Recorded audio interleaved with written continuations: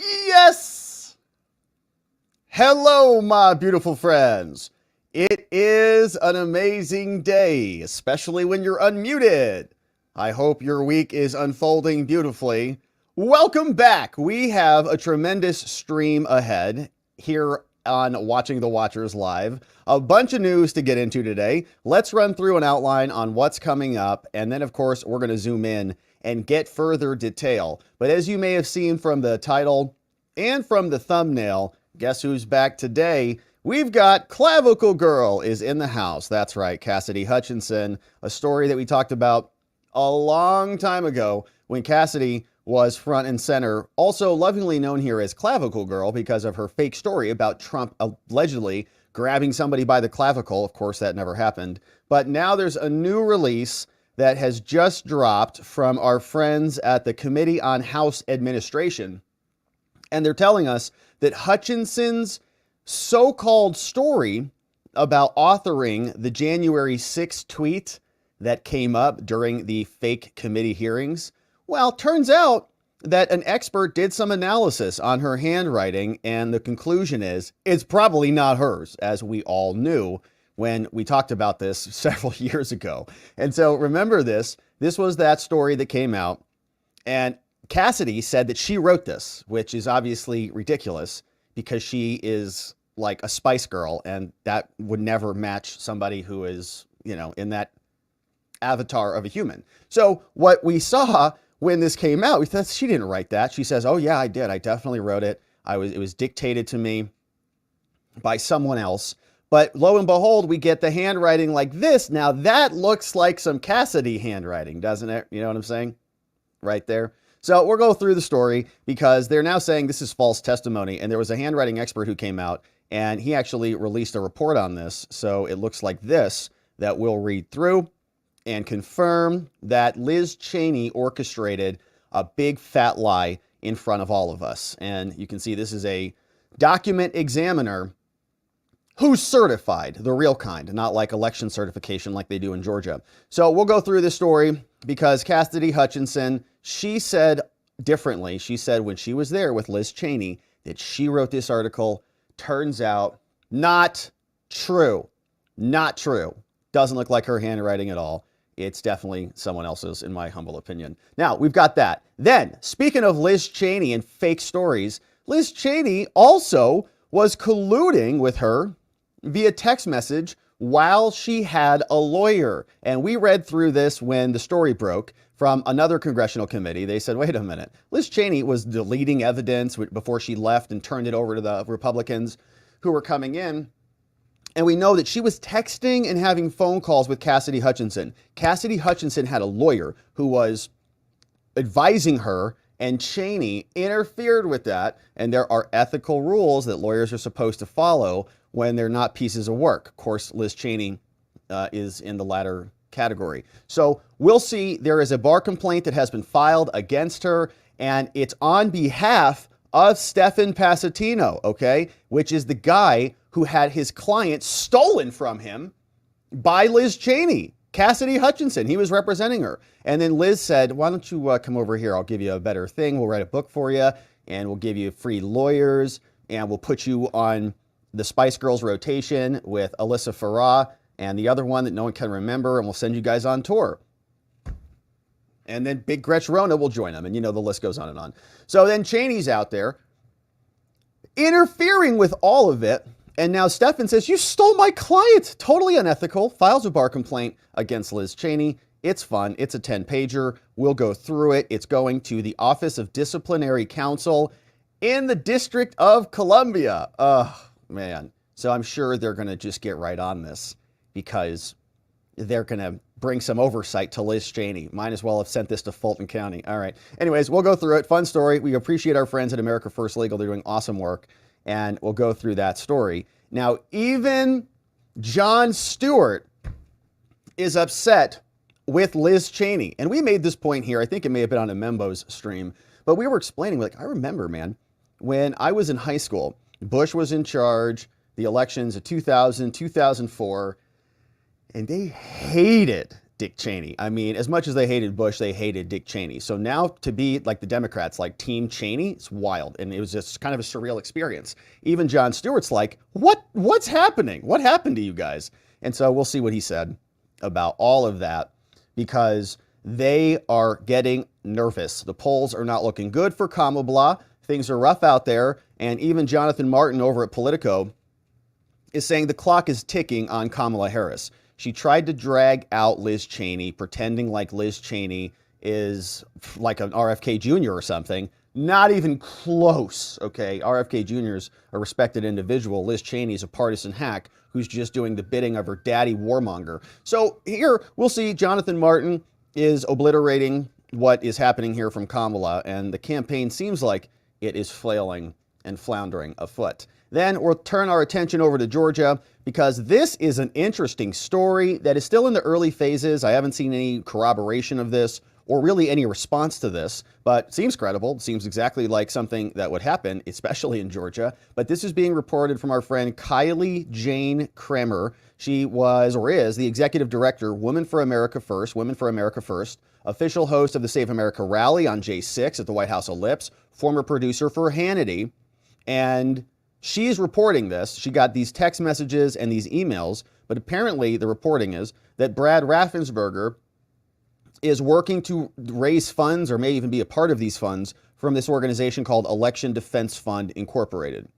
And this Election Defense Fund Incorporated, apparently there's a text from Brad saying, we got to raise like $5 million before November 1st in order to stop the Trump election interference or whatever they're so freaked out about over there. But this is being reported from her. Now, simultaneously, this guy, Josh McCoon, is reporting this. He says he's the chairman of the Georgia Republican Party. So he issued a statement in response to this, saying that Raffensberger should address this. Raffensberger has not addressed this as of this recording. We were keeping an eye on it to see if he would be responding to this, or if he is just posting statements about their ballots that are being collected, but nothing from him. And she has not heard a response from him either. Now, this is the organization. We'll also see where they were registered. And then we'll look at Raffensperger's background, because look at this right here. He's on a board, right? He's a member of some other organization as advisory council, a member here. And guess who else is on this board? Adam Kinzinger. This is the organization called Power the Polls. And so Kinzinger and Raffensperger are right there together. The real insurrectionists are on a board together. So my point is, it matches, the pattern. There's a pattern here that is developing. And so we've got a bunch of stuff to get to today. We got Clavicle Girl. We got Liz Cheney with the bar complaint. We got Raffensperger and his unlawful group, and a bunch of stuff to get to. Of course, we'll get into your comments and your super chats. Thank you for those at the end of the show. And then we'll have our after party with our membos over on Locals. But before we get into any of that stuff, you know what we got to talk about today? Testosterone, baby.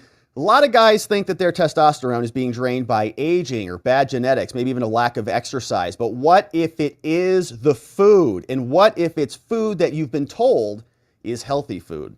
Well, what if this one food has been scientifically shown to devastate testosterone levels? And what if you have no idea about it? It's not junk food. You might think, oh, it's that, or it's sugar. We got that.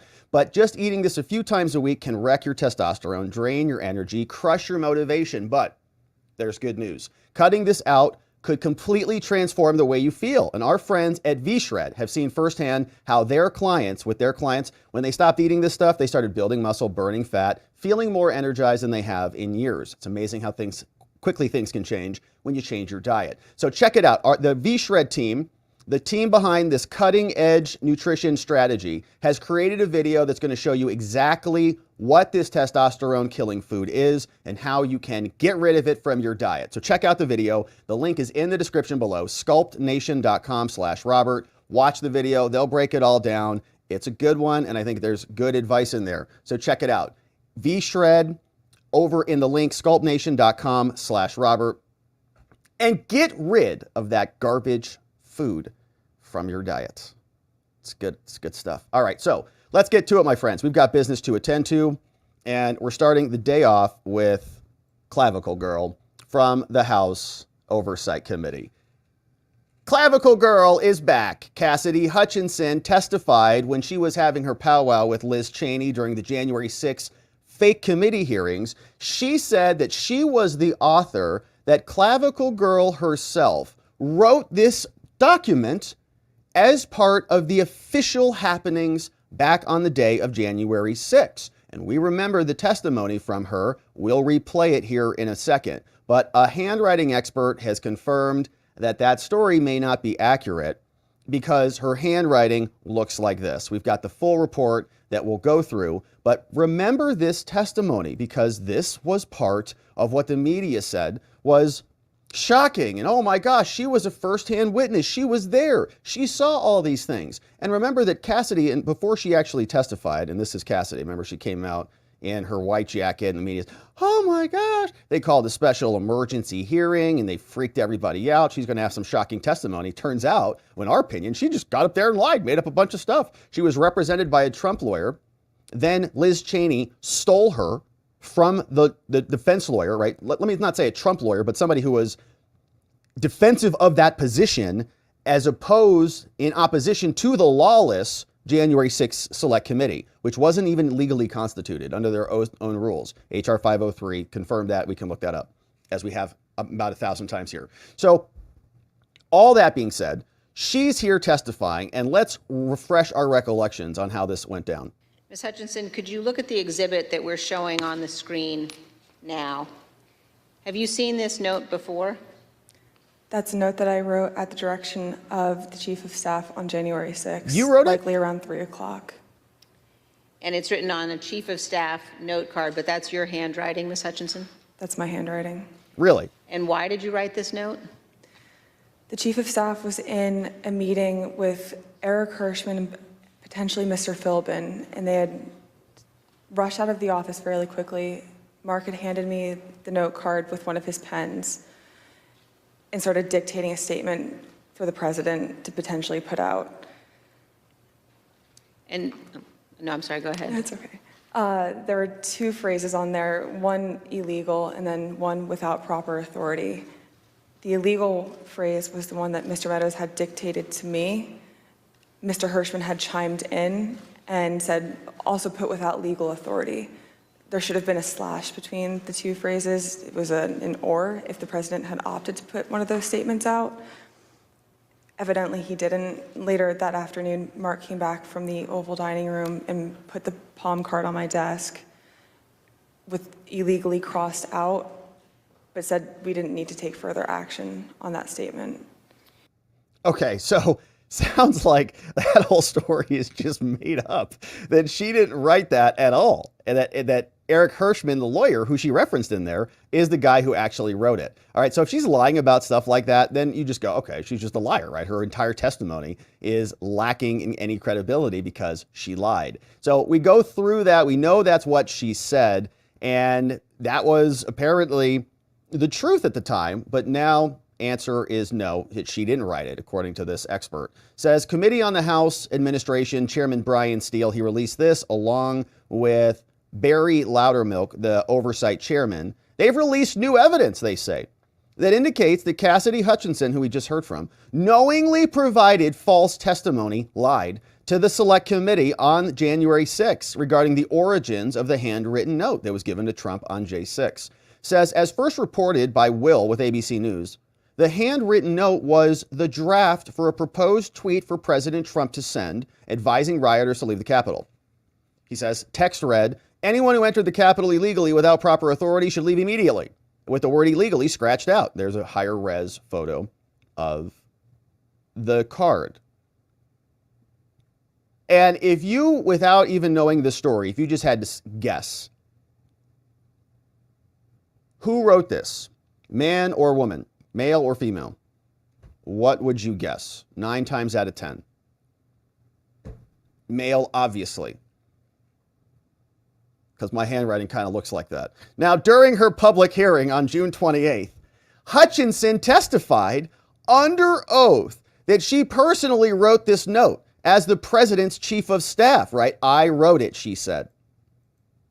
Mark Meadows and Eric Hirschman, one of the president's attorneys, dictated it to her.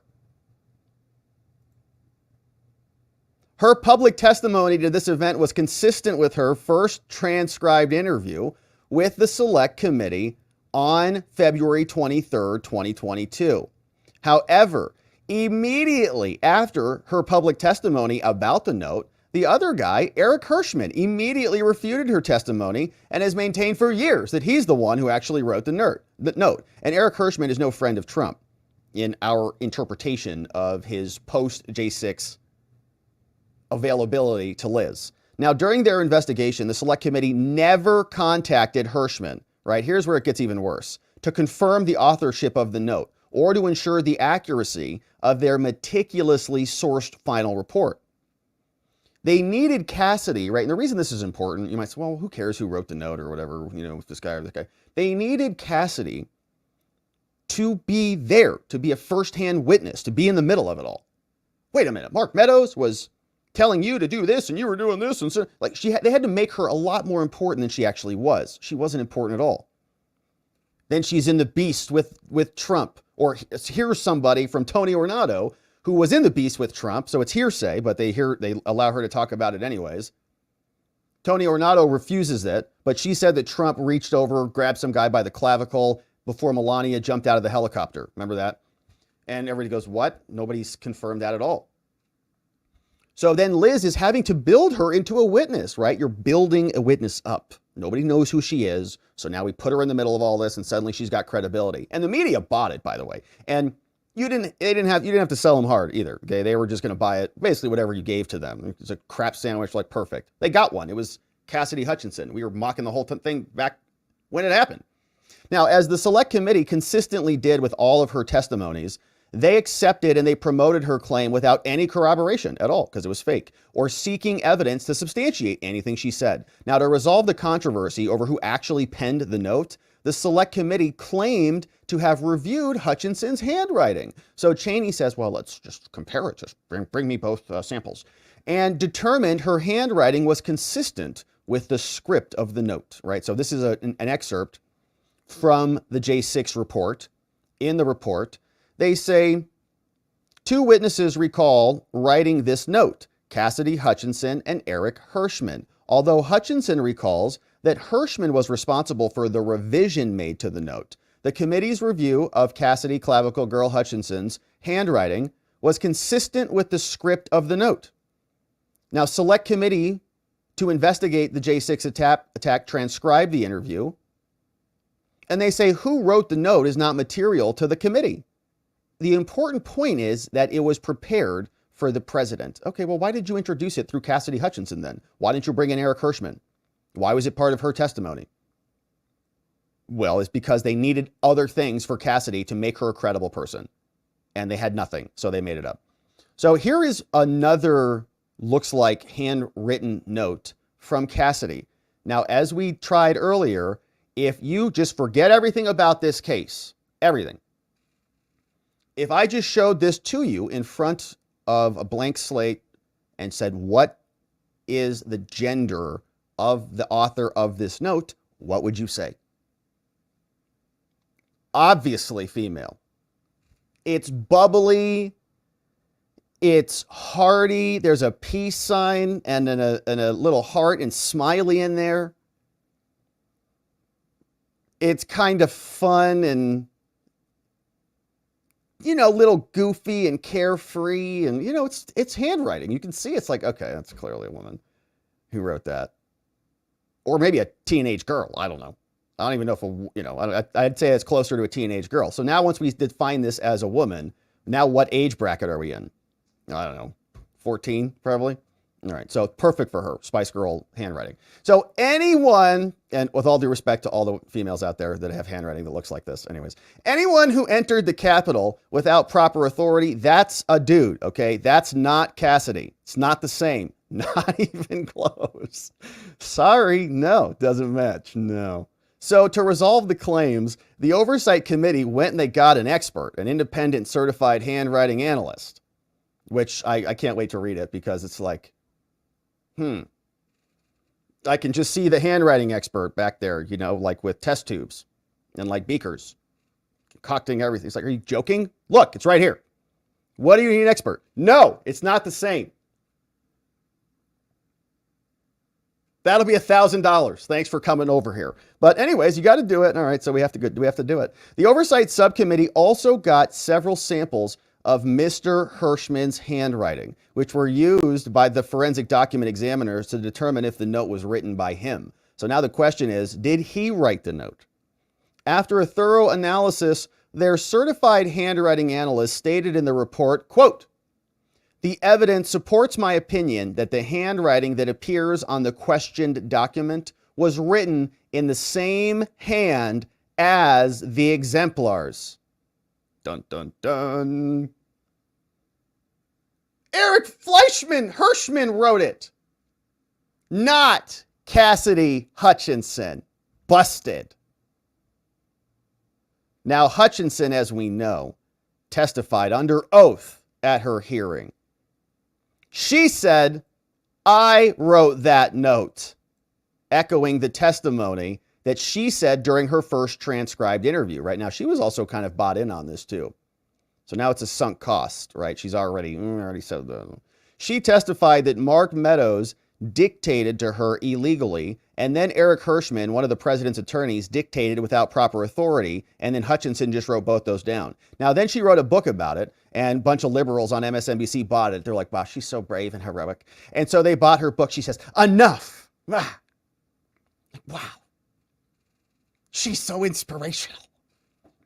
And she continued to assert that she wrote the proposed tweet for President Trump in her own book, in her apparently broed out all block letter writing. All right.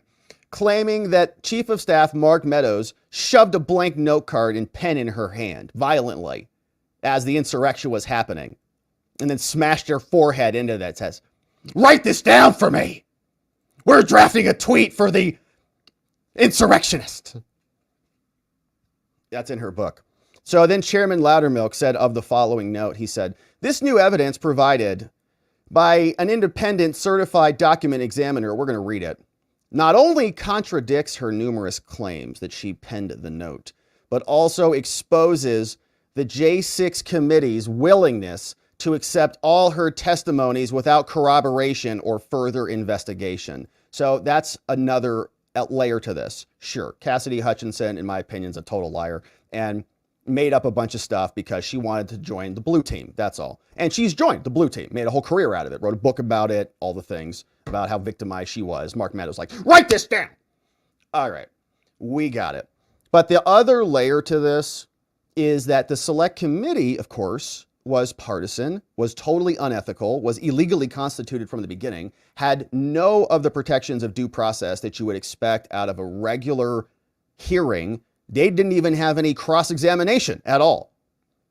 There was no rules of evidence or anything. It was just a free-for-all. It was a Liz Cheney book report that was allowed to be presented for 8 classes in a row. And we know how much we can't stand that kid who just talks too much. Even America tuned out, and the media loved it. They indulged the whole thing. Like, wow, another episode. What's this next episode going to be? It's the same as last time, moron. What do you think it's going to be? And that's what it was. It fizzled out. And nobody cares, evidently, right? They talk around now. They're going out and man on the street. You care about January 6th? The men and women on the street are like, what are you talking about? You just cooed Joe Biden out of an airplane. So get out of here. So here's some more background. We're going to read the full report. It's very short, actually. It says, during the select committee's professionally produced primetime television hearing, Hutchinson was marketed, remember this, as their surprise star witness. We were covering her, like, what is she going to say? Come out. And we go, clavicle? We were sitting here, clavicle? Trump clavicled America. All right. Hutchinson testified under oath to several extraordinary events, including that Trump lunged at the steering wheel of the presidential SUV and engaged in a physical altercation, that's the clavicle attack right there, after being told that they're not going to the Capitol. And then Melania was on that rope ladder hanging out of that Apache attack helicopter. The select committee eagerly accepted her testimony as fact, because they didn't care, without any verification at all.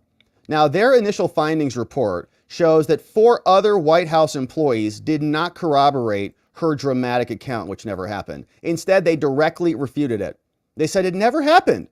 The committee was in possession of these documents, but they chose to hide them. And we read that report. It's sick that we have such a propagandized organization in America that's being led by Liz Cheney and endorsed by the Democratic Party, and instead promoted Hutchinson's scandalous narrative.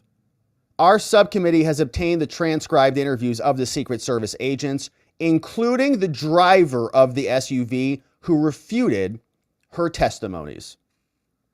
Never happened. Liz Cheney could have gone through, okay, so maybe Cassidy, I don't know, somebody told me something, it's a game of telephone.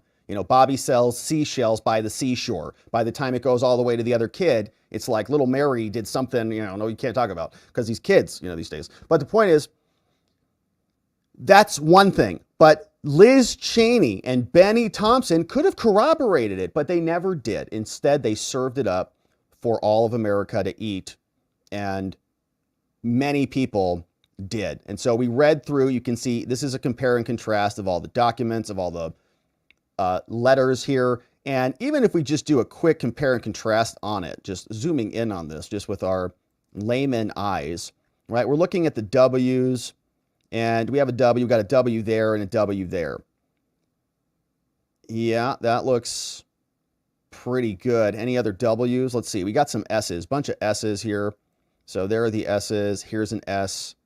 S's aren't that consistent. Well, yeah, you can see kind of a little short squiggle up top, and then kind of a fatter lower, like a bulgier bottom. Does that match here? Anyone who entered the Capitol, we've got that right there. Yeah, that's kind of, that looks a little, I would say a little different than that. I mean, that looks definitely different than that, right? That's not right. But that S is closer. Those S's are closer. Let's see. The L's. Do we have any L's? Yeah, there's an L there. And there's an L there. Although that one looks, yeah, those L's look pretty inconsistent too. Definitely much closer, right? I mean, if anybody's in the room, that looks pretty close. If you're just eyeballing it. All right, let's go to the expert. I think the D is probably pretty solid. The D and the E, for example, like this, D and the E. If we go right there to the D and the E right there, those look pretty consistent right there. All right, so let's go to the expert and see what they say. So they wrote their report. Forensic document examiners busting Cassidy Hutchinson. She didn't write that note. Here's what they say. This is drafted by Catherine Copenhaver, certified questioned document examiner, written for our review back on July 24th, 2024, released to the public recently. She says, all right, Congress, I have reviewed the following documents sent to my office, and I have examined and compared the question documents to the exemplars to determine if they were written by the same person. All documents are machine copies. I do not have the originals. The questioned documents, Q1 is what this is labeled. We want to identify the author of this item. The note reads, anyone who entered the Capitol without proper authority should leave immediately. The note that we've seen here. Anyone who entered the Capitol without proper authority should leave immediately. Now, they've got exemplars. They've got 10 pages of notes written in the normal course of business, and there's an addendum, and I'm sure we're not getting those notes because they're probably Hirschman's notes. But they gave us the excerpts. Okay, so these are from his notes, and presumably this is what this person was using to review the items. Now, she says, I adhere to the SWG DOC regarding the standard for examination for handwritten items, which is also something that I approve or I confirm with the ANSI and the ADB, other boards. Now, the documents were examined using magnification and strong lighting. All of the handwriting characteristics were compared between the known writing and the questioned writing. Now, she explains, in order to establish that the handwriting was written by a particular person, here's how it works. An examination with known genuine handwriting must show substantial agreement in sufficient handwriting characteristics to identify the maker and eliminate the possibility of any other writer. So we're matching and also excluding. The handwriting characteristics that are evaluated include line quality, pressure pattern, rhythm, slant, size, proportions, spacing. Getting very self-conscious about my highlighting right now with my red pen.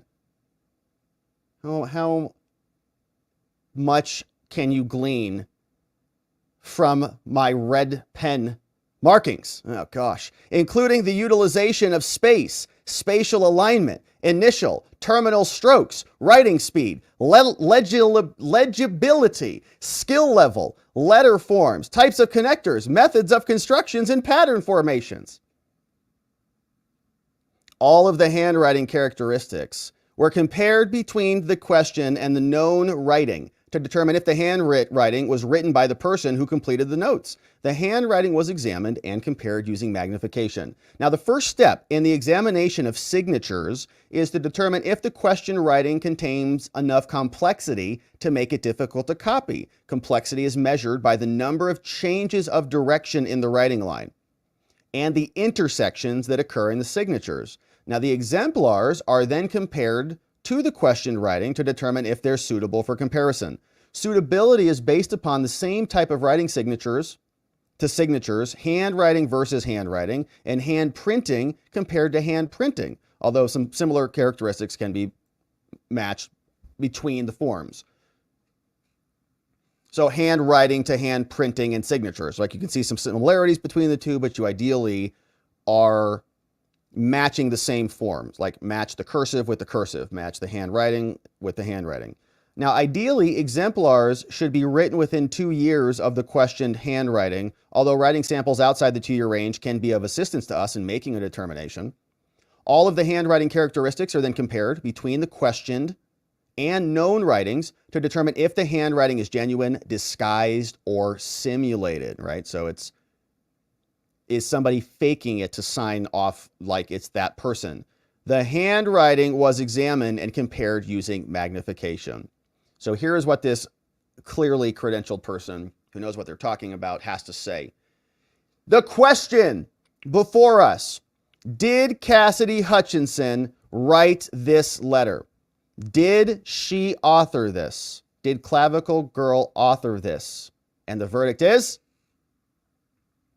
based on the documents submitted, the evidence supports my opinion that the handwriting that appears on the questioned document was written in the same hand as Hirschman. Bum, bum, bum. Not Cassidy Hutchinson. She didn't write it, according to this expert. Saying in order to establish that a signature was written by a particular person, an examination with known signatures must show substantial agreement and eliminate the possibility of any other writer. The characteristics that are evaluated include all those things that I mentioned. Now, in order to make an identification of authenticity, there must be sufficient similarities. Any significant, unexplainable differences will be sufficient to eliminate the writer. So pretty high standards. If there's like, well, those letters are like way too far off consistently, that's it. You're done. There are no significant differences between the questioned writing and the known exemplars. None. In fact, there are significant similarities between the questioned hand printing and the exemplars, and it's particularly true because of the unusual letter forms that are utilized by the writer. It is the similarity in handwriting characteristics that enabled me to identify the writer. It's not Cassidy! Attaches a copy of my current statements of qualifications, which sets forth my background, clearly highly credentialed, very, very qualified, clearly. If you have any questions, please do not hesitate to contact me. I shall be prepared to go into greater detail about why Cassidy Hutchinson didn't write this document. See the addendum for details showing similarities between the question note and the exemplars. Signed respectfully by Catherine Malnoffy Copenhaver, Certified Question Forensic Document Examiner. Cassidy Hutchinson is busted. She didn't write this letter, but she said she did, and the losers on the J6 committee couldn't even figure it out. Eric Hirschman wrote it. He claimed he wrote it. He clearly wrote it because his handwriting matches and her handwriting doesn't. So why did Liz Cheney and the January 6th committee feed us literal fake news and bad evidence? It's bad evidence. And they made a point to say it doesn't even matter. Our bad evidence doesn't matter. It's not material. Because they were faking a narrative. They needed to turn Cassidy Hutchinson into somebody she's not. They needed a star witness because Everything they were presenting was falling flat because it wasn't an insurrection. It never was. It was a riot that was enabled because they failed to prepare the place. Trump even confirmed it with the DOD, Mark Milley and Christopher Miller, who were there. They said, we had it handled, sir. It's all taken care of. Mayor Muriel Bowser rejected the availability of the National Guard to be there. It was all infested with dozens, if not hundreds, of federal or federally aligned associated agents. So they had to make it up. And now the truth is coming out. Wonder if Cassidy Hutchinson will correct the record anytime soon, or if she'll just let this lie linger in her book for all of the people on MSNBC to eat up. We think we know how this will go, but this wrecks the credibility of the rest of the investigation. It just shows you, if they're lying here, where else are they lying? Answer: everywhere. All right, so now speaking of the people who are behind all of this, the orchestrators of this, we've got Liz Cheney now, who is still in the news, rightfully so. Liz Cheney gets hit with a bar complaint filed by the people representing Stephen Passatino. Stephen Passatino is the gentleman who represented Clavicle Girl Cassidy Hutchinson until Liz Cheney came in and stole her and wrecked their attorney-client relationship. Now, the people who are filing this bar complaint, we talk about regularly here. America First Legal, doing great work, bringing the pressure on these corrupt politicians. And so they've sent in a bar complaint. They say Liz Cheney violated her professional ethical obligations by secretly messaging Cassidy Hutchinson. And we've read through those before, but we'll see how they reincorporate themselves into this bar complaint, because she was responsible for creating fake testimony that we all unfortunately got to hear. So here is what the bar complaint looks like. From America First Legal, on behalf of Mr. Stephen Passatino, we're now submitting this bar complaint against Elizabeth Lynn Cheney, the daughter of Dick, who became licensed in D.C. in December 1998. Now, they say a recent report by Barry Loudermilk and the Oversight Subcommittee says that Liz Cheney intentionally sent encrypted signal communications to Cassidy Hutchinson, who was a represented witness. Okay, she had a lawyer named Passatino who was trying to do a great job representing her against a corrupt government entity, which was not even legally constituted at the time, before the Select Committee. Now, as shown, the evidence indicates that former Representative Cheney, remember former because she lost badly in Wyoming. Our great friends in Wyoming threw her out on her booty by about 40 points. That was so great. You guys are awesome. Says that Ms. Hutchinson was represented. When communicating with her, she had a lawyer. And the subject of her testimony before the Select Committee, Liz Cheney was talking to her while she was represented. The subject of why she was represented.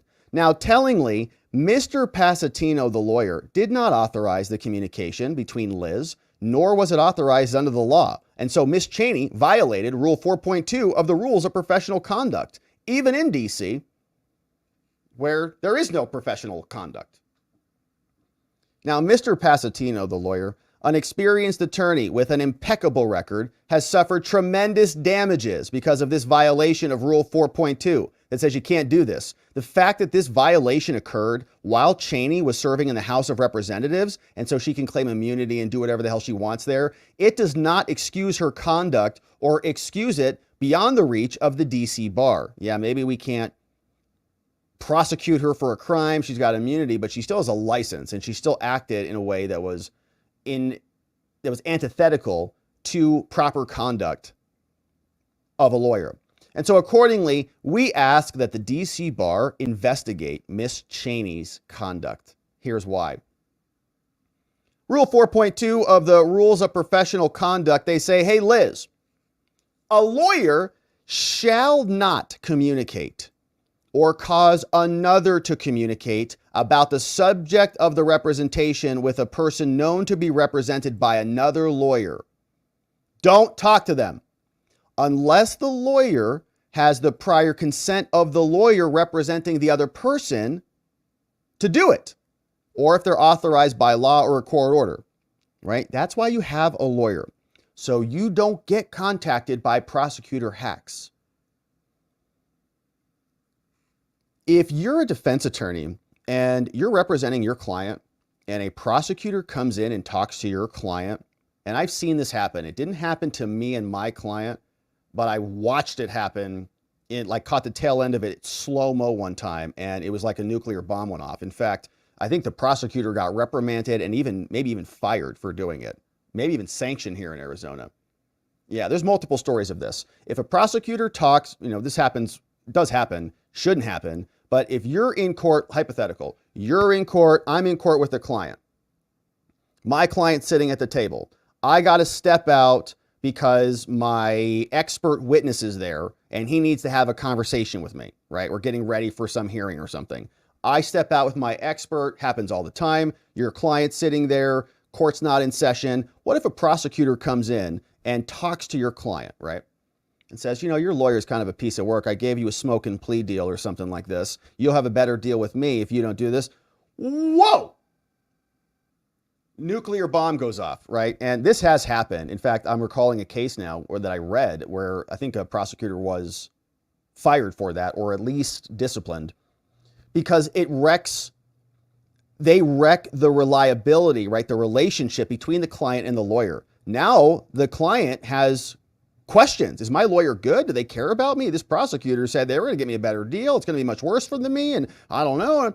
And now the lawyer, like me, I have to go back to my client and say, no, they're morons. And so it wrecks the relationship. It's totally inappropriate. And you have to defend your client against that, right? That's the whole point.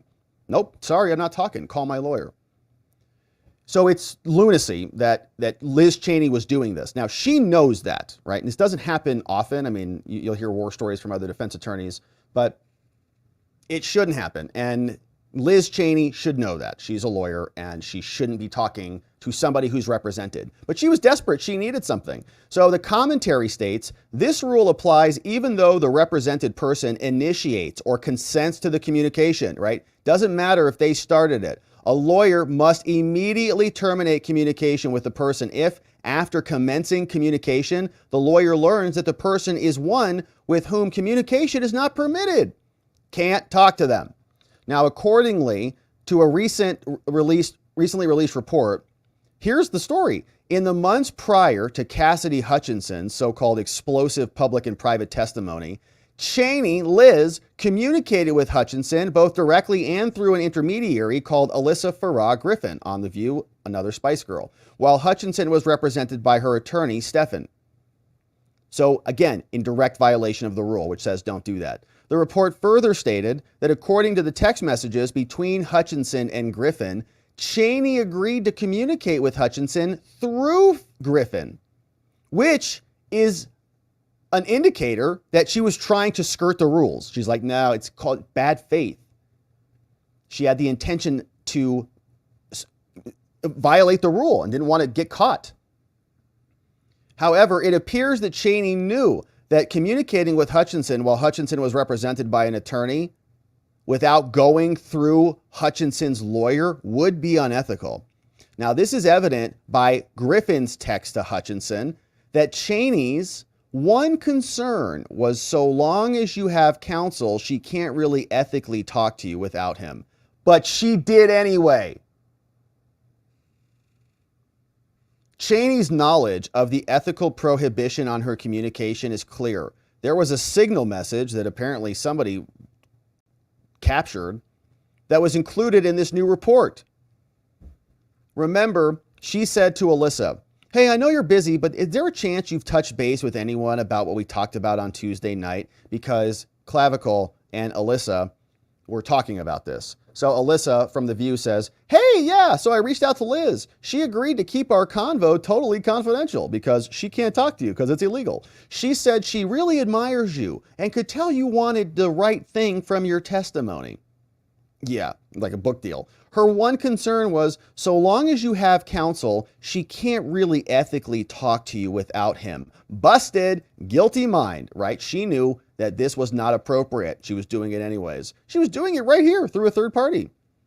But what she suggests is a follow-up with you and your lawyer, that she and Dan George can lead. Does that help? I can really tell she wants to work with you. And so I think here she's also ceding, like, you're going to have to get rid of your lawyer. Does that help at all? I can tell she really wants to work with you. Your lawyer's a problem, though. And again, this in it of itself is a violation, right? She's using a third party to communicate that in violation of the rule. Now, I mean, do you think this is actually of interest to her? Like, is this something they've moved beyond? Oh, yeah, it's very much of interest. It's your testimony. It's the subject of the case. Liz Cheney wants it. Can you give it to her, please? The report further says that after the third transcribed interview, Hutchinson reached out to Cheney directly. Again, doesn't matter. Cheney should have said no. When Hutchinson texted Cheney, she was still represented by Passatino. Cheney and Hutchinson communicated directly for days without Passatino's knowledge. And as we read this last time, remember, Hutchinson was even reporting to Cheney what Passatino was doing and saying. And Cheney should have alerted him to that immediately. Hey, your client is leaking. These facts are revealed by the below images from the committee's report. Here's what they published. Hey, to Liz Cheney. Hi, this is Cassidy. I'm sorry for reaching out this way, but I was hoping to have a private conversation with you. Liz says, yeah, hang tight. We'll call you shortly. Sorry, got stuck on another call. Probably with Mark Milley getting their story straight. So, I would be happy to talk to you. Let me know what time works for you, says Liz. She says, well, I'm free all day for a call or in person, whichever you prefer. I really, really appreciate it, says Cassidy. So then Cheney calls. Cassidy misses it. She's scrolling Instagram, forgets about it. Oh, crap. Give me a call when's good for you. She says, is now okay? No. Can we aim for 1? Oh, that works. I'm sorry I missed you. Yeah, not a good idea to miss a call from Liz Cheney when you're trying to, get in with her. Please call when you have a moment. I'm worried to initiate the call in case you might be tied up in something. And then, this was the message, okay? This was the message. It makes my skin crawl. Oh my gosh. From Stefan Passatino, okay? And we read this before when we read through the full report. I can't really read it here. But Cassidy took a screenshot of her message with her lawyer and sent it to Liz Cheney. So the inner operations of what she's texting her lawyer, and the lawyer was like, hey, we got this. They can't subpoena you. They've got nothing. Leave them alone. They're illegal and morons. And so she says, well, I can't. I'm freaked out. I have to come. And he said, okay, well, are they going to subpoena? Have they come up? They have not, right? So he sends it to her. She sends it to Liz. It's Liz's mole inside to the case. It's like, Cassidy, just the worst. Now, they say, look, our client's reputation and credibility were harmed by Cheney's untoward and unethical conduct. In fact, despite Cheney's actions stimulating 2 unfounded bar complaints against Mr. Passatino, actual communications reflect that his conduct was always above board with his representation of Cassidy. Always. Apparently, here's a message. Here's several messages. Let's see. From Alyssa. And I don't know if these are messages between Alyssa and Cassidy or Alyssa and Stefan. Let's see. No, it's got to be Cassidy. So here, Alyssa says, okay. So that was blank blank Liz's direction. How do you feel about just doing it with Stefan, your lawyer, but answering more questions? You can handle yourself, and he's just there as a figurehead. And Cassidy says, and basically give an ultimatum of A, we'll come back, but we need assurance that we won't be called in live, which I don't think they'll give, or if you won't give us an assurance, you'll have to reissue a subpoena. She says, well, Stefan's not against me complying. He's actually sort of willing to do it because he thinks it builds my credibility as a witness. But he wants just enough from the committee to balance out the public backlash from the lawsuit and to frame me as being compliant and respectful of congressional subpoenas, right? Which sounds like good representation. Not even necessarily helpful for Trump. Like a lot of that could be bad for Trump. Like the public backlash might come from the Trumpers who say, I can't believe you're complying with the committee. Like, you're dead to us, right? Or whatever. So he's trying to, like, hey, man, it's a tightrope. So he's not even like thinking about what is best for Trump. He's trying to do what's best for his client, which is the right move. He's her lawyer. So he's going to call Dan George this afternoon. Can you tip off Liz or Dan, and can you see their thoughts? Betrayal! I'm personally fine with just Liz and Dan, but I have a feeling he'll want it structurally the same as my other depots, but I haven't gotten that far with him. Does this make sense? Yeah, that all makes sense. I actually agree, says Alyssa, with Stefan's approach, and think it accomplishes everyone's goals. I'm happy to tip Liz off. And for what it's worth, I don't think you are as close to the front in line to testify live, but it might be worth asking for the commitment. My guess is Stefan cares about protecting Trump. Well, you just said you agreed with him. Your issues, I wonder if Liz is over there. No, say this. Your issues were more with Meadows and folks around him, and you were simply being a hoet. I mean, honest. Yeah, exactly. She says, my lawyer doesn't want me to stonewall the committee now over this. I think he wants to balance the perception in the Trump world, whether I go back voluntarily or under subpoena.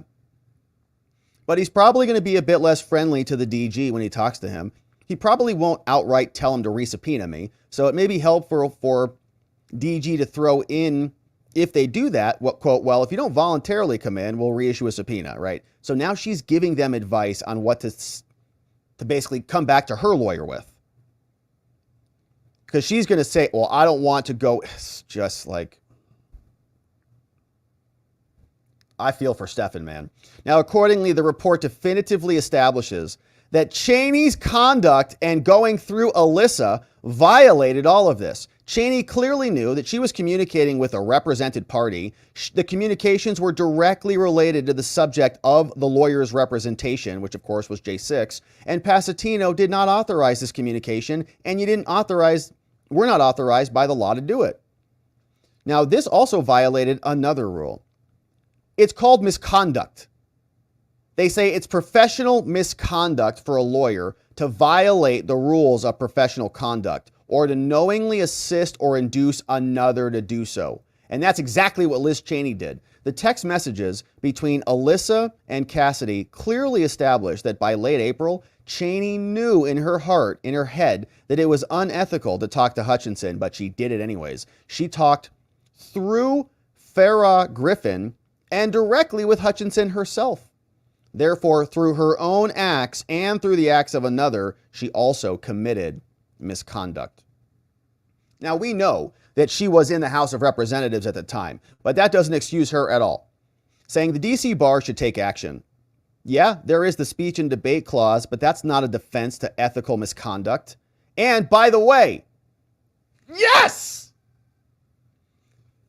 The select committee was not properly constituted anyways, and they lacked authority to act. I love it every time someone incorporates that because it's true. The whole committee is illegitimate. Now, the speech or debate privilege does not protect every former representative, every activity by her. Instead, it protects only acts that are integral to the House proceedings. The speech or debate privilege only protects purely legislative activities. And it doesn't prohibit inquiry into illegal conduct just because it's close to a legislative function. And so she's not protected by that. But moreover, the select committee had no authority in the first place. And so therefore, none of its acts are constitutionally protected, illegal. Saying the select committee's membership failed to comply with the appointment rules. The committee's authorizing resolution provided that the Speaker shall appoint 13 members, 5 of whom shall be appointed, shall, not may. It's not Nancy Pelosi's opportunity to make a decision. 5 members shall be appointed after consultation with the minority leader. At the time, that was Kev. We only had 2 Republicans on there. not 5. And those 2 were not picked by Kev. They were picked by Nancy. They were Kinzinger and Cheney. The select committee only had 9 members because Nancy refused to appoint the full 13, which means the entire thing was invalid. Additionally, H.R. 503 required vacancies on the select committee to be filled consistent with the procedures for selecting members, but she chose not to fill those vacancies, and she operated it with fewer members than was required. It needed 13, had 9. Now, the select committee also lacked a ranking minority member, inconsistent with its authorizing resolution. Instead, several months after it was constituted, the select committee then named Liz vice chair, whatever that means. The position of vice chair is fundamentally distinct. It's not a ranking minority member. It's not in the rules. And so it articulated some actions that can only be taken by the chair and how it must work in consultation with the ranking minority member. Congress passed all of this, and the select committee could have been granted unilateral authority to issue subpoenas without consulting the ranking member of the minority party. There was no minority party, so they couldn't appoint Liz, the ranking member of the minority party. H.R. 503 required that the chairman consult with the ranking minority member before issuing subpoenas. And they never did that because there was no ranking minority member. Section 56B of H.R. 503, the constituting document, stated that the deposition authority is governed by the procedures submitted by the chair on the rules for printing. Under the House rules, the chairman is required to consult with the ranking minority member, which didn't exist. Okay, so functionally, the committee couldn't even function because it wasn't properly constituted. That's why it matters. The regulations explain that consultation with the ranking minority member shall include 3 days' notice. Ranking minority member, there wasn't one. Because they lacked a minority member and the process of conducting a deposition required consulting that member, it was flawed in its composition and operations. It was also impossible, since they did not have a ranking minority member, to comply with the deposition regulations. Cheney's appointment as Republican vice chair did not cure this. Vice chair is common and well understood a title under the rules. And Congress stated that a member of the majority party shall be designated by the chair as vice chair. Now, the reason for this is if the chair is not present, then the vice chair shall preside. And they use this as a junior position. Now, Benny Thompson selected Liz, and he initially offered it to Raskin at first. It was a fellow Democrat, but Raskin declined so that Liz could be appointed. Like, we can't have 2 Democrats up here, so we'll just have a fake Democrat called Liz Cheney. Representative Cheney then fulfilled the traditional vice chair role, and she functioned as a member of the majority party, but she did not satisfy the requirement for being a minority member. It was so fake. And this is a great filing, by the way. By virtue of being the first minority party member, they said that she was the minority party member, and the Democrats relied on House Resolution 10 to justify interpreting the term ranking minority member. So they said, well, that's kind of her. While ranking minority members are the first minority members appointed to standing committees, ranking minority members must be selected by the minority and not blocked by the majority. And there was no minority. So the DC bar should take this because this is unreasonable. And it's also impugning the lawyer's reputation. Mr. Passatino, who represented Cassidy, did a great job. And she was backstabbing him at every turn. We ask that the DC bar investigate Cheney. This has had significant consequences for Mr. Passatino. Now, in the context of the allegations stemming from his representation of Clavicle before the J6 committee, Passatino sued special counsel Mueller and prosecutor Andrew Weissman because Weissman made a defamatory post about him where he said that Passatino coached Cassidy to lie. Now they say, no, you're a duly licensed lawyer. You're a former prosecutor, former DOJ person. So that's not just mere opinion. And that case is moving forward. On September 26, They denied Weissman's motion to dismiss. So that's moving forward. Andrew Weissman is probably over at Jen Psaki in their sweatpants crying on each other's shoulders about the future of America. The relevant witness was former White House staffer Cassidy Hutchinson, Mr. Pasatino's client. She testified to the committee. I want to make this clear. Pasatino never told me to lie. And so Pasatino alleges that Weissman's posts deeply damaged his 30-year reputation, caused him to lose significant business and income. And prior to the allegations surrounding his representation of Clavicle, Pasatino had never been accused by a client or anyone else of any unethical or illegal behavior. Now, the district court in D.C. found that Weissman's defamatory statement was not subjective opinion, but was a statement portrayed as fact. And so he's in trouble too. And so Liz Cheney is rigging this testimony, which is unbecoming and unethical conduct for a lawyer to do. And so signed by Gene Hamilton. Shout out to Gene Hamilton, the executive director and general counsel for America First Legal. A delicious bar complaint to be filing. I'm sure that felt good, Gene. Congratulations on a nice document. And really appreciate the inclusion of HR 503 and the explanation about how it functionally messes everything up. They have to consult before doing depots with the minority party, before issuing subpoenas with the minority party. There was no minority party. It was just Liz and Adam. That's why it was a disaster. Now, they know why they did this, because they had to flip Cassidy to make her a star witness because their charade was falling flat. Everybody could see it, and it was not working out for them.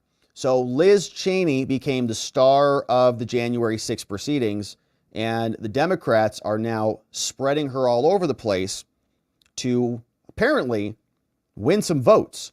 But guys like Jon Stewart are having a tough time with this, and we know why. Because not that long ago, I can remember being in high school. Many of you remember these times when the left was so viscerally angry with Bush and Cheney that they were doing a lot of the same things they're doing with Trump, making these plays about Bush being murdered and all sorts of stuff, right? Dick Cheney, they made movies about him just like they're doing with Trump. All the same things. Now, they didn't prosecute Bush in 4 different cases and try to kick him off the ballot and all those things, right? We're in a different environment, big time. But to see the Democrats totally invert themselves to become a party of anti-war to a party of pro-war, to be a party of anti-Cheney, to be a party of pro-Cheney, to be a party of what they said was free speech with Dennis Kucinich and stuff. They were all freaked out about Bush's Patriot Act, rightfully so. And then now they're parties of censorship and anti-free speech, and the FBI can come in and eliminate your social media. It's all lunacy. But they all are so baked into Team Blue, into their cultish environment, that it doesn't really matter. As long as they get to go vote Democrat, they feel good. It satiates their identity crisis that they're experiencing as they're trying to figure out why they exist on this planet. They've got a nice group of people who will rally behind them. Jon Stewart sometimes thinks clearly and is asking this question that we've been asking. Liz Cheney, are you guys serious? The Cheney thing. Do we really have to do that? Yeah, you do. Because that's all you got. I mean, who else is there? RFK Jr. is on Team Trump. Tulsi Gabbard's on Team Trump. A lot of people joining. Elon's on Team Trump. And the list goes on and on. So who from the middle is going and joining the left? Not many. It's basically Liz and like a couple actors from The Office. It goes broader than that. Look, Bernie Sanders, Dick Cheney. Okay, Bernie Sanders is a leftist and has always been a leftist. So who cares? Taylor Swift. No. That one. The shooting? No. Having Yeah, it's not Taylor Swift. It's Dick Cheney, right? Cheney's on board? Nah. You can't Dick Cheney or Taylor Swift. No. Yeah, that's exactly right. Did Taylor Swift get us to invade? No. Yeah, but they're going to excuse it because they are trying to, I guess, win some independence over and make people think that Kamala is not a far out leftist. She's just a regular person like everybody. And I don't know why anybody thinks Liz Cheney is going to be attractive to those independents they're trying to win over, unless they're interested in more money for more foreign wars, which maybe they are. And so maybe Liz Cheney is perfect for Kamala. They'll go get some more money for Ukraine and everyone else. All right. And so let's keep this train on the tracks, my friends. We're turning our attention over to Georgia. And this is an interesting one that we have. A very interesting report here on X from Kylie Jane Kramer telling us that there is some more Georgia election interference afoot. And she's got her hands on what are allegedly some very interesting emails and text messages that have come from Brad Raffensberger himself. And he's working to raise funds for this organization called Elections Defense Fund and racing to get that money before November 1st, which is just around the corner. So what is happening here? Well, I went and I looked over at this organization called Election Defense Fund, and they definitely have a website, but not much information on it. You can see you can simply go to this website and donate. They say they're a 501c4 dedicated to protecting this year's election results. So we've got a homepage for them, and they're going to identify local election officials who are most likely to not certify or to otherwise attempt to interfere with the results. That's what they're going to do. And then they're going to, what is that? And then what are they going to do? Once they identify them, then what? Then they're going to educate the public to remind election officials of their duty to follow the law and the consequences of not doing so. Like, remember when Jocelyn was going to come to your home or something, whatever she was threatening? They're going to support lawsuits that seek to force election officials to uphold their duties and defend election officials who are harassed, targeted, or sued for doing their lawful duties. So it sounds like something Raffensberger would be behind. And Raffensberger is already a part of some other organizations like this one. This is called Power the Polls. And you can see this is their advisory council. It says this is made up of prominent cultural, political, and advocacy leaders from across the political spectrum, united in their support for recruiting poll workers, one of the most effective, nonpartisan actions everyday Americans can take in support of our democracy. Yeah. And we love our poll workers, but we don't love our poll workers who are hired because Adam Kinzinger likes them. You know what I mean?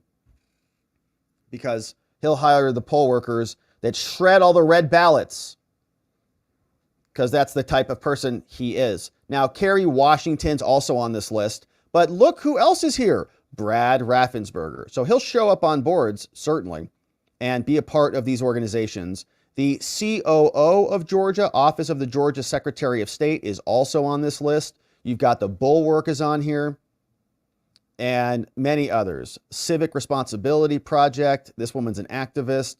Drum Major Institute. This is the director of Voters of Tomorrow. Florida Rights Restoration Coalition. So my guess is that they're focused on getting a certain type of individual out to vote, and they probably have a certain position that leans one way, but you can be the judge of that. But the claim here is that they are now raising money for another operation, Election Defense Fund. The election is right around the corner, and they're saying Raffensberger wants $5 million.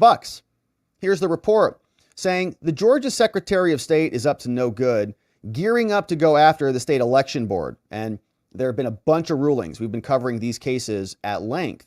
Remember, there was a hand count rule that said you had to hand count the ballots. Turns out, no. And it wasn't even about hand counting the votes. It was just hand counting the number of ballots. That's all. They said no.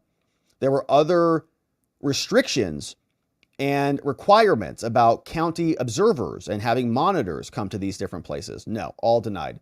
Basically, everything the state election board has attempted to pass to secure the terrible election system in Georgia has been reversed. So what they say now is that Raffensberger sent an email, and it came out in a private capacity that went to a listserv of trial lawyers all across Georgia, soliciting $5 million by November 1st to help fund his election defense fund. And we just explained what they do.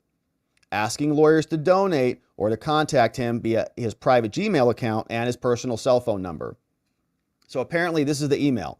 He states that election deniers are going to be the subject of this. He also included a woman named Allison Myers. She works for the Secretary of State, but also has connections to Larry Hogan and Nikki Haley, other anti-Trumpers. So she says, when I dug into the Election Defense Fund, I was even more shocked to find that Ryan Germany is on the board of the organization that was created. He is listed as the secretary of the Election Defense Fund, the same Ryan Germany who's supposed to be overseeing the Fulton County election as the auditor. Remember that?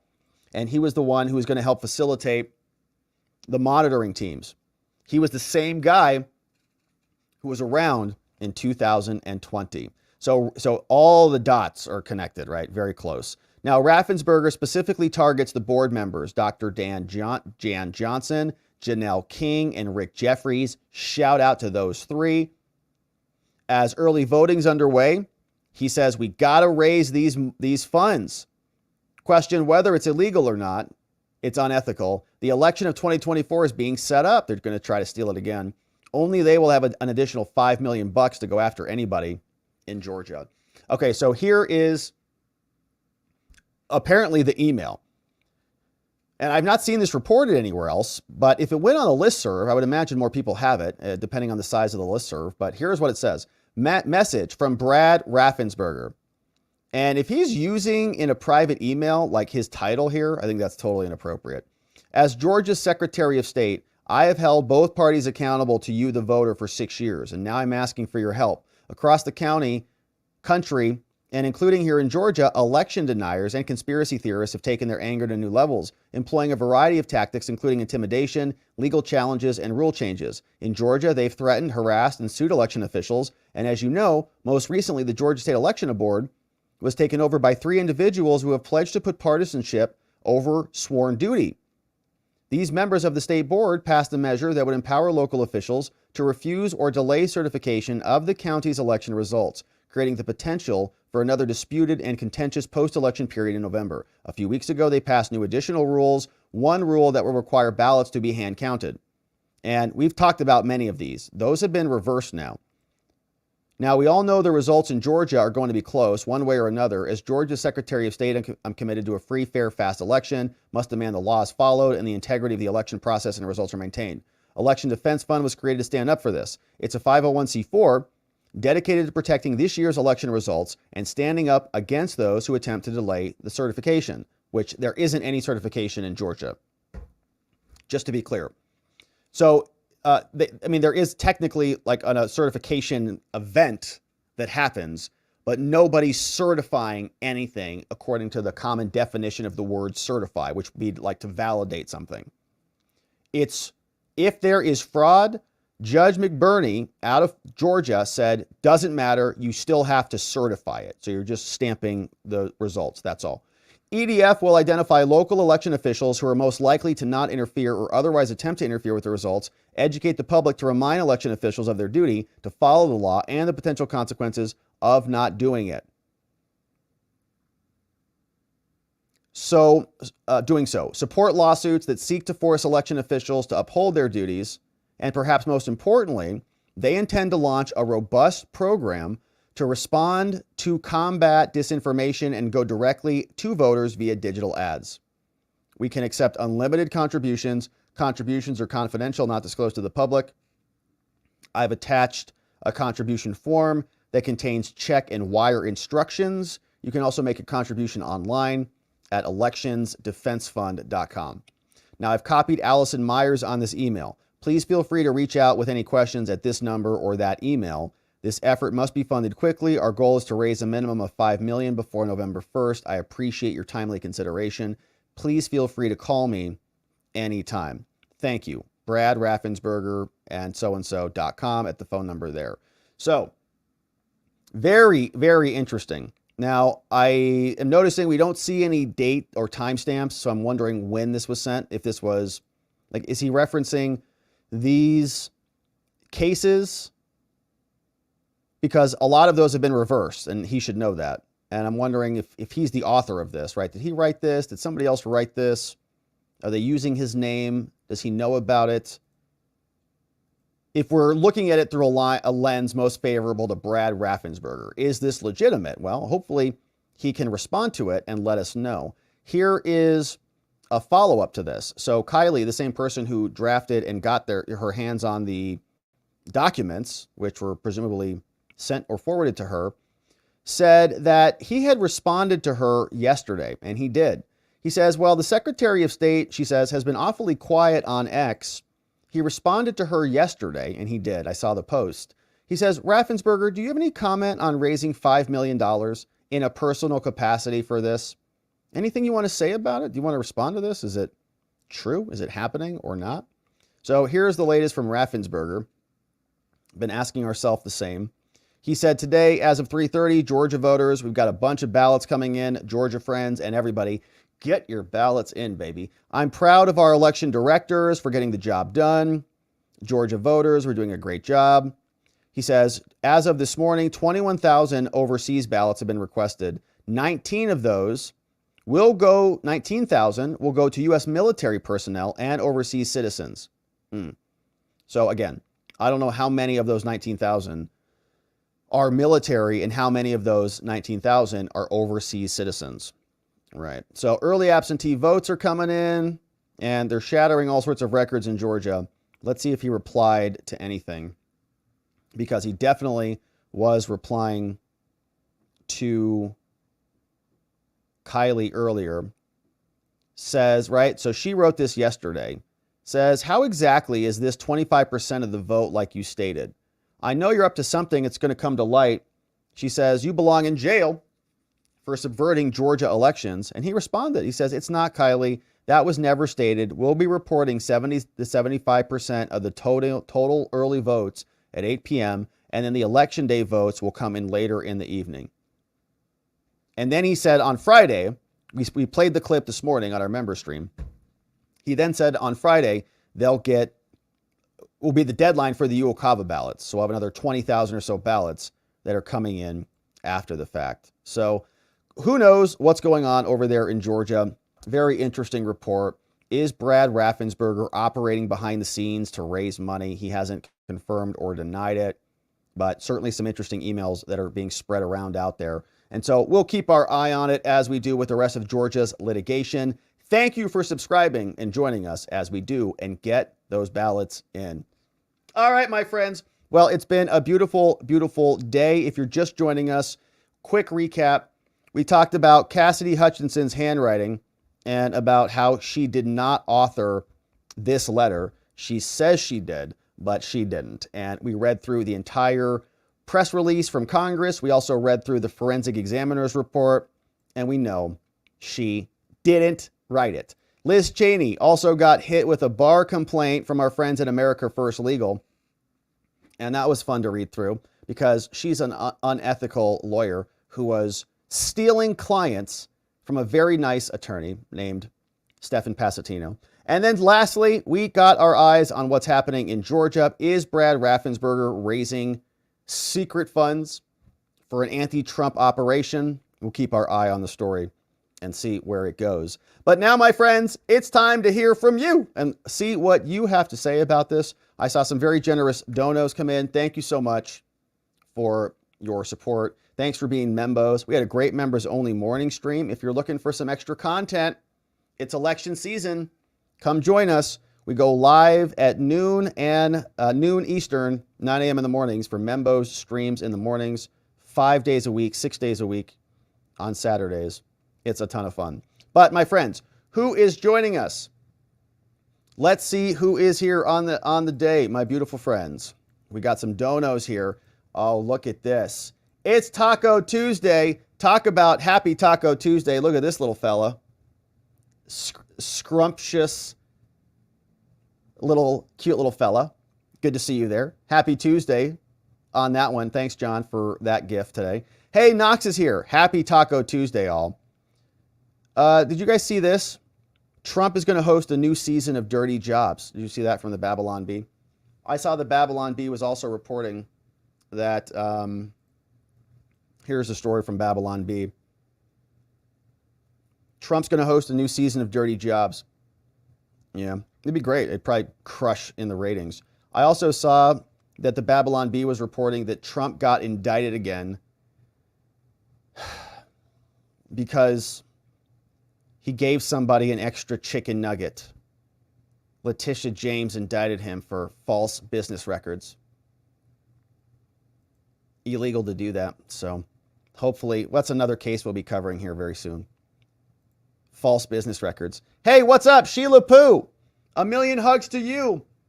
Bringing in 5 new membos. Kevin White is here. What's up, Kevin White? Michael Barrett, what's up? Andy Molman, Confessions of a Cookie Addict. And Gene Edwards, gifted membos courtesy of Sheila Poo. 1,000,000 hugs to you. Thanks for bringing in the newest of membos. We got Pritchie is here, says finally catching a live stream. Last few months been hectic, but one more month. And we've got a new baby in the house, a new baby. Good to see you, Pritchie. Let's see what else we've got. Hey, Tony Hay Munkets is here. Natalia Trumpo is here. Oh, it's Tony Hay Munkets, parentheses Munkets, the name changed. Hey, Finnan is here. Carol is here. Drew the Dogman and Chad McKinney, gifted membos, courtesy of Tony Hay Munkets. Thank you, Tony Hay. We got Pritchie bringing in 10 more membos. Lily Lax, what's up? Ludwig in the house. Loretta Brown, True Seeker. Becky Bridges. Lee Rocks. Derito is here. Yannick Gioris. Sure, comma, not is here. Kelly Nutter in the house, courtesy of Pritchie. Thanks, Pritchie, for being here, bringing in new membos. And I hope you're doing well. Hey, we got Tony Hay, 5 more membos. Thank you, Tony Hay. Lisa Daniel, welcome. Daro, reformed convict. Tinch is here. Kathy, your realtor in Jersey. What's up, Kathy in Jersey? Good to have you here. Hey, Niels, 8 months as a membo. Says, how reliable are the poly market polls? Well, it depends who you ask. I see a lot of other polls at 50-50, but I don't believe those. I just don't want to get my hopes up and lose. Yeah, nobody wants to do that, but act like it's 50-50, but believe that it's much bigger than that, right?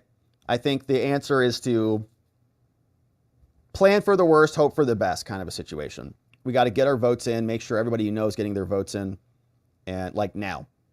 Let's go now. But I think poly market feels reliable to me. It feels like people have skin in the game. And I think we don't have a lot of historical data on it, but I think it was sort of accurate in 2020, wasn't it?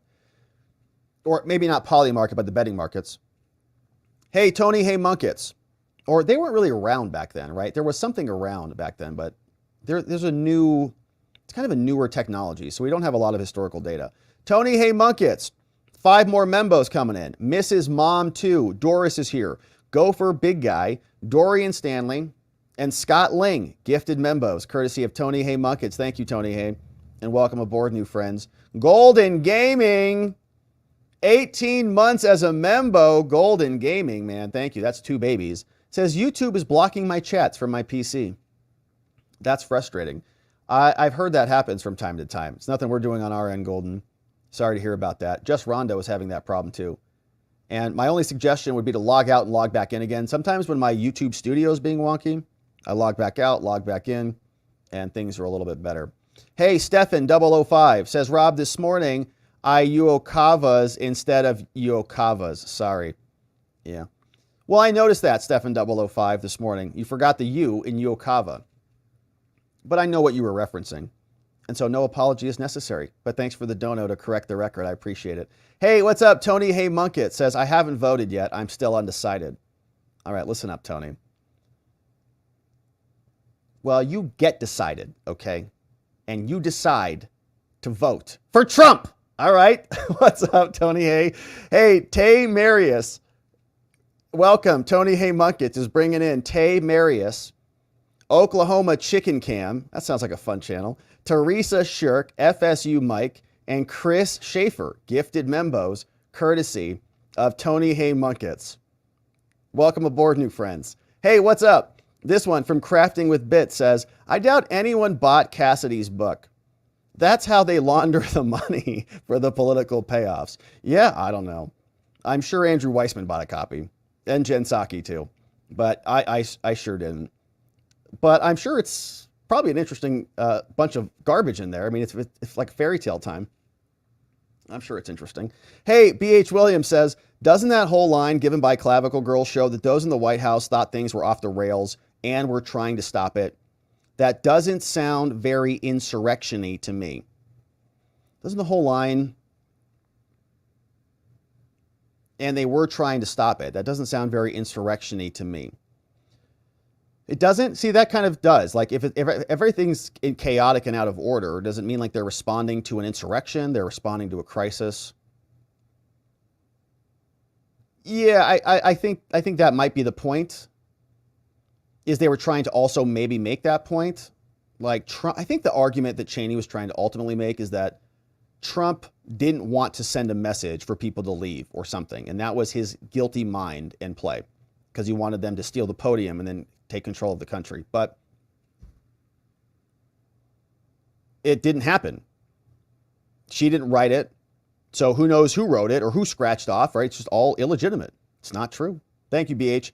Sheila Poo, 1,000,000 hugs to you. Thank you, Sheila. 5 membos from Sheila. We've got Shannon Whipkey, nurse, not lawyer. Captain Obvious, welcome. Stephen Evans and Toe Midas in the house, courtesy of Sheila Poo. 1,000,000 hugs to you, Sheila. We've got this one from Lenny Malley, reminding our friends out there to please like this video, share, subscribe this on all social media platforms, and God bless you all. Thank you for that, Lenny. God bless you too, my friend. Keith O says, Rob, don't forget that Josh lost the primary to Brad. Brad became the Secretary of State to follow the then current Secretary of State, now Governor Brian Kemp. Joshua McCoon lost to that. Oh, lost to him. Interesting. Thank you, Keith O, for that one. Yeah, and they responded. The Republicans responded. I didn't play that or read that, but they did respond there in Georgia.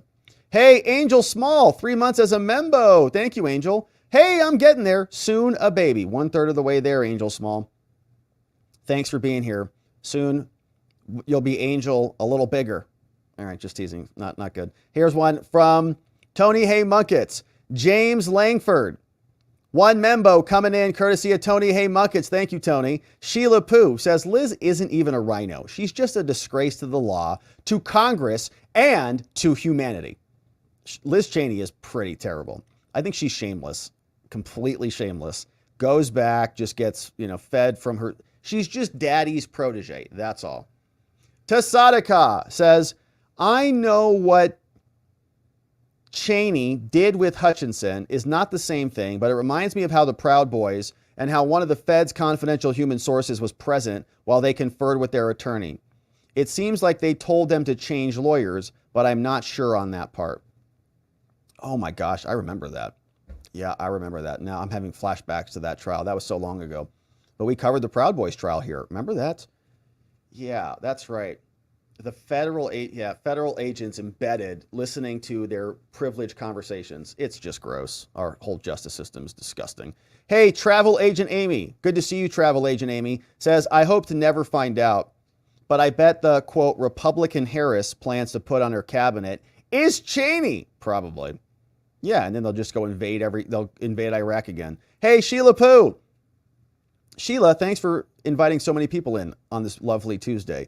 Sheila Poo is bringing in Chef Noel, Monkey Phonics, Angela Shannon, Buster Ellis. We got Just Talabrat, Angela Davis, Sherry and Connolly, Annie Soroka, Ion Energy, and Rochelle O'Neill in the house, courtesy of Sheila Poo. Thank you, Sheila, for the new membos and for this comment. Says, anyone who enjoys the chat learns from the channel, smash that like button. Thank you for that, Sheila. And everybody, thanks for getting that done. Voice, you got it done. Lenny Malley, thank you. Tina Sassy, done. Eric with a K, done. Thank you, Sheila. And thank you, Lenny, for the reminders on the like button. Kat Saunders gifted a membo. Thank you, Kat Saunders. Bringing in Stephanie Hull. Welcome aboard, Stephanie. And thank you, Kat, for being a membo and bringing new membos in. Sheila Poo, 10 more membos. Welcome, new friends. Tina F. Blackburn is coming in at 256 hertz. 256 gigawatts? Great Scott! 1.21 gigawatts.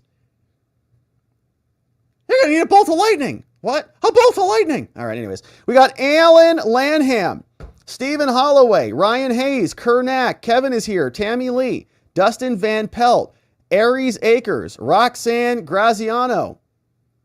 Welcome in, Tina and everybody in the house. We got Linda Hunter, welcome. Happy birthday to me. Linda, happy birthday and happy 1-year anniversary.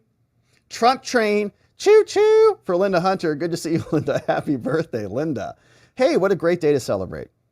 And what a beautiful anniversary to celebrate your birthday. 12 months and a happy birthday. It's like just the best ever. Thank you, Linda, for celebrating with us, for sharing that with us, and for being here with us for 12 months. So that means on our 24th month, it's going to be your birthday again? Oh, we're going to have a great lifetime of anniversaries together. I can just feel it. Hey, Knox is here. Yeah, here is the administration's retaliation against McDonald's. Oh, I saw this on X. Yeah, so the CDC had a post on X that says McDonald's now has Ebola or whatever. E. coli. They're like, oh, Trump went to McDonald's, so now it's got E. coli in 10 states. It's such a joke. Nobody believes the CDC anyways. Give me a break. Hey, Glocky shared this. Yeah, came out today, Tuesday. Supreme Court won't let the state election board do anything. The order is a major victory for Democrats. Yeah, just breaking just minutes ago, hours ago, an hour ago, or whatever it is from now. But yep, we'll come back to that. We'll see what the Supreme, actually it was a very short order. I think I saw it right as I was sitting down. Very short order. So among the 7 rules would be the certifications, right? So you can't certify an election in Georgia because it's already been certified. Just to be clear about that. There's nobody actually certifying anything. They're just stamping the vote total. That's all. That's what they call certification. So just to be clear, in 2025, if anybody says, oh, they certified the votes. No, they literally don't. Have an opinion from a judge, and the Supreme Court just confirmed it. Matthew Larkins says, playing catch up, but banked my early vote in Texas, baby. Yeah, let's go, Matthew Larkins. We're shouting out all early vote announcements bigly, right? So let's get those in. Great early vote turnout in my area thus far. It's awesome to see everyone excited to vote. Let's go, Matthew. Thank you for doing that. Thanks for getting that in. We're getting ours in. We're filling them out tonight, actually. What's up? Thank you for that, Matthew Larkins. B.H. Williams says, I'm not in Georgia, but I would contribute to anyone running against Raffensberger. What a Nimrod. Yeah, that guy's something else. He reminds me of Stephen Richer in Arizona. They're cut from the same cloth. Hey, what's going on, Glocky? More information coming in about the breaking news. This is about the Georgia opinion. Yeah. Well, we've covered a lot of those cases. And so the Supreme Court just out of Georgia just consolidated them and denied them. Hey, John McGarvey in the house. He says, hey, Rob, I would like to petition you to do same-day uploads to Spotify for your live streams. Are they doing video now? Is that happening? We can do that. Heck yeah, we'll go on Spotify. Are people listening on Spotify? Will you listen to the show over there? We're trying to diversify. We want to reach more people all across the fruited plains of the interwebs, whatever platform that is. Thank you for the petition. I think it's a good one. Hey, what's up, Kimrod? What's up, Kimrod? New supporter, Kimrod. Thank you for becoming a membo and supporting us over on the tubes. Hey, Voice says, oh, see, Voice was victimized by Trump. Somebody always is. Hey, I was the one that was screwed out of that extra nugget. Trump belongs in prison. LMFAO. He's joking. Probably. If you get gypped a chicken nugget, it is cause for, I don't know. I was going to say murder, but probably not. Aggravated assault, maybe? It happens. Sometimes people come back through the McDonald's drive-thru. You've seen those videos. Where's my nugget? Turns into just sometimes murder. It's not funny. Shouldn't joke about it. But you don't want to be gypped, especially if it's like a 6-piece and you get 5 out of 6. Oh, gosh. You really need that 6 to kind of round it out. Otherwise, it just doesn't feel satiating. Anyways, thank you, Voice. Sorry about your nugget. Hopefully you get 7 next time. That's how the universe works. Sometimes you're down a nugget. Sometimes you're up a nugget. But we all even out. Just like Jerry Seinfeld in that one episode. Hey, Shane Souza says, shout out to the real heroes, Sheila Pooh and Tony Hay Munkets. Hell yeah, man. Shout out to Sheila Pooh and Tony Hay. Bringing in loads of members. We're super grateful for them. And for you, Shane. Thank you to Sheila Poot, Munkets, and Shane. 5 months as a membo. We love our membos. Here's one from Alpha She-Wolf. Says, can I get some prayers? You better believe it. For Watching the Watchers Bobby H. Health Challenge. Absolutely, Alpha She-Wolf. We're sending love over to Bobby H. Bobby H., some Watcher family love and some prayers are coming your way, my friend. We're going to send you some healing energy and wish you the speediest recovery. Of course, you're going to get there even more quickly than you think. And you'll be back hanging out with Alpha She-Wolf, doing fun activities together in no time at all. And so we're sending love your way and some good prayers. Thank you, Alpha She-Wolf, for sending that in. Here's one from Will Crump. How can we possibly be sure we've had an honest election with traitors like the Georgia Secretary of State? Well, of course, they'll tell us. They'll come out and they'll confirm for us everything was amazing. And, Will, don't worry about it also, because there's an ethical prosecutor in Georgia called Fannie, and she'll look into it, and they'll get to the bottom of it. And if anything goes bad, it'll just go up to Judge McAfee. And we know he doesn't let anybody get away with anything in his courtroom. So, you know, they'll figure it out. What's up? More Here is bringing in more membos. 5 membos from More Here. David Nelson, AJ Moss is here. Movable Feast, welcome. Just Mojo and Cannabis Kelly Stover in the house. More Here, bringing in 5 more here. Thank you, More Here, for that one and for being a membo yourself. Cliff Norman shared this one. Election exclusive, British advisors. Oh, yeah. They said they wanted to kill Musk's company. We might talk about that tomorrow morning. But yeah, exclusive. British advisors to Kamala Harris. They hope to kill Musk's Twitter. Elon declared war basically today. I don't know if you guys saw that. Elon said, okay, well, this is basically war. So I guess we'll get into that. So those were some great comments, my friends. Hey, what's up, Slade? Slade Moak over on YouTube says, $2.99 a month. That's it. Sign me up, stud. That's right. It's very inexpensive over there on YouTube. Now, the downside with YouTube is you don't get locals and all the extra fun and community over there, and you get don't get the after party on YouTube. But if you are on YouTube, you can still grab the Telegram membo feed and join us on Telegram for the after party. But otherwise, yeah, if you're a YouTube membo, you get all the morning streams. It's great. We do a lot of them. We really try to deliver for our membos. So that's great. Thank you for that, Slade. Appreciate you being here. Oh my gosh, did you see Jake Sullivan is here? Okay, so Jake Sullivan comes by. He's the National Security Advisor on for the Harris administration. He came by the show. He says, hey, Rob, you know, to show you guys are overreacting to this story regarding Cassidy, I reached out to her and asked for a handwritten note. And so I'm including it with this message. You all are welcome. Wow. So Jake Sullivan, our National Security Advisor, he's here. He's part of our locals. So he got a note from Cassidy. He says, this is handwritten. He says, hello, this is a handwritten note by myself, Cassidy Hutchinson, written by my hand today, October 22nd for Robert. Thank you, Robert, for acknowledging my handwritten note before you, written using a Pilot pen. I can tell it's a Pilot too, and it's probably a .07, right? It's pretty good. Okay, well, there you have it. That's from our National Security Advisor, so he would clearly know. Thanks, Jake, for stopping by. And Cassidy wrote another note. Totally honest. And definitely real. All right. So, my beautiful friends, let's see what's happening on X. Let's say hello. Then we're going over to locals for our after party. We're going to hang out. We'd love to have you come over and join us and be a part of the fun. Let's see who is joining us on X. A couple of nice comments here. Hey, Paul Mino.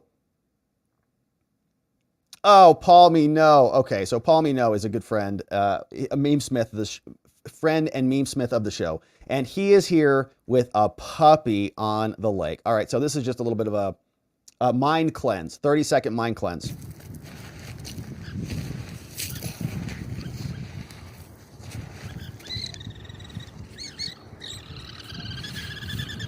Oh my God. That was a flash. No. We got, it's a fish. Jeez. Oh, man, you need a bath after that. Oh my God. Oh, busted. Oh, I thought we were going to have a little moment of serenity, but we got a dead fish and a puppy. He found it, man. He's hunting. He's hunting out there. Thank you, Paul, for that. Cute puppy, man. Holy moly. Absolutely adorable as hell. Really glad that you've got a new friend. It sounds like you're in a beautiful spot. Looks heavenly. Looks awesome. Congratulations, man. Looks beautiful. I'm like experiencing a little bit of zen just from the scene. Hey, Fred Pedamonte is voting. Yeah, baby. Let's go, Fred. Fred Pedamonte says just sent, just voted, and let's double check this. Okay, good. Passes. All right, nicely done there, Fred. We verified that. We peer reviewed it. It's good. Thank you, Fred. Congrats on getting it in. Thanks for getting your ballots in, my friends. We're filling ours out tonight, and we're sending them in. Hey, Tony D. Here's a question for Clavicle Girl. Do you, Clavicle Girl, swear to tell the truth, the whole truth, and nothing but the truth, so help you God? I do not. Oh, perfect. You're perfect here. Perfect for this hearing. Have a seat. Can't wait to begin questioning you. All right, so that's over from X, my friends. Some great comments on X, and thanks for following us over there and following other watchers out there in the wild on X. Let's see who else we have. Hey, Will Crump is here. Says, I feel better. Oh, I feel better knowing Big Fanny's on it. Yeah, our elections are going to be fine. Fannie Willis is going to get to the bottom of it. And as Nathan Wade told us yesterday when he was explaining how he dicta, that nobody pushes her around for anything. So she's very stubborn. He's like, she's really stubborn. Trust me. Like, really. Like, I ask her. And anyways. All right. Alexandra. Hey, what's up? Alexandra says, I just learned something awesome. My big sister, who I've always assumed was a liberal, is apparently voting Trump. I told my dad that 2 out of 3 isn't bad. That's great. Oh, that's great. That's great. 2 out of 3 isn't bad. I saw some great video, which, you know, is a little inappropriate. Do I have that video here? Do I have that video? It's a little inappropriate. You know, it's kind of like, let's see. I thought it was hysterical. All right, let's see. Where'd this go? Yeah, okay. So if your girlfriend is not going to be voting, according to you, or your boyfriend, right? This could apply either way. If your boyfriend's not voting for you either way, this applies to both sides. When it's election day and you know your girlfriend's political beliefs, here's one solution to that, right? So like, you know, Alexandra, in other words, maybe send this to your dad and maybe, you know, actually, this is not legal advice. Do not do this. This is not legal advice. But this is a funny joke is all it is. So here's what happens if you know your significant other's political beliefs. Yeah, take a look at this real quick. Here, let's get this full screen here. Here you go. I'll try. Yeah, take a look at this real quick. Does that look weird to you? Yeah, just right in the back. There you go. Help me! Right after I help the country. Gotta save America. Yeah. Okay, so did you see that little jump right there? Okay, that guy right there. That's what really did it for me right here. Ready? Right here. Nice moves, baby. That dude got some air. All right. So anyways, pretty funny. So a lot of election division out there. That guy got some air, dude. That was like at least 2 inches. It's crazy on a Razor scooter. He could have hurt himself on that. All right. So don't put your sister in the trunk. All right, Alexandra. Probably don't. Talk to your father about it. See what he says. All right. And then maybe do it. I don't know. Hey, what's up? Angel says, I just posted this one. What is this one? Trump got indicted. Oh my gosh. Wall Street Journal's reporting Trump got indicted again. He gave a customer 3 extra French fries. Yeah. The Biden-Harris administration calling it 3 separate charges, 3 separate dates of offenses for the French fries. Everyone. Letitia James says, he knew better. He knew what he was doing. Michael Cohen's going to testify about him. E. Jean Carroll says she was victimized too in the Bergdorf dressing room again by a Big Mac. Zone Girl says, I cannot remember whose program I was listening to, but it was about Wade's testimony, and it was noted that Wade met with the White House counsel about 7 times, also Garland, and it was the same day that the third in line guy at the DOJ went to New York City which was Matthew Colangelo, and was appointed there. Jack Smith, all the same day, collusion for sure. Also, Fannie started working on the case against Trump et al. Before she was even elected or took office. Yeah, a lot of that sounds directionally accurate. I know that Nathan Wade, he specifically says that he did not meet with Merrick Garland and some other things, but he's, in my opinion, a liar. So, of course, yeah, I think it's all directionally accurate. Regardless of the specifics, I do believe it was collusion. I think that the Democrats were orchestrating multiple prosecutions, and they knew what they were doing. And they were talking to each other to coordinate their plans. I think that's there. Woodchip Bill says, today's my birthday, and I have a miserable cold. 1 year shy of 7 decades. Woodchip Bill, unbelievable. Well, congratulations on that. 1 year shy, so you're getting close to that. That's awesome.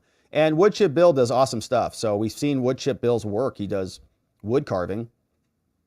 I guess you could say he chips some wood. And it's great. And so it's awesome, Woodchip Bill. Thanks for being here. Sorry you have a cold.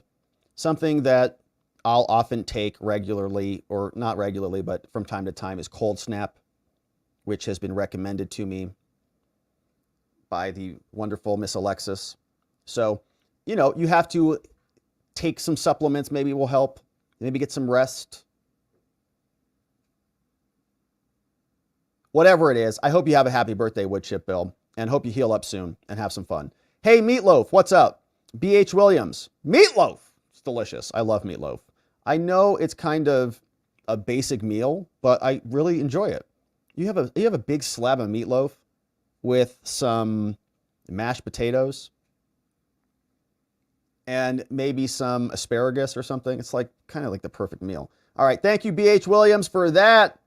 Delicious.